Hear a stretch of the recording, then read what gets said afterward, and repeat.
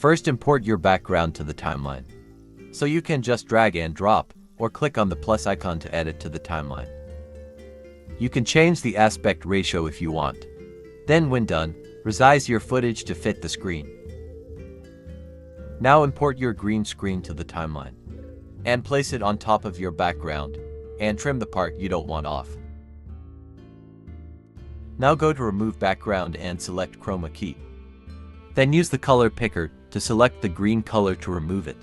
And as you can see, not all the green was removed, so to remove that you can play around with the intensity and shadow. So this is how to remove green screen in Capcut.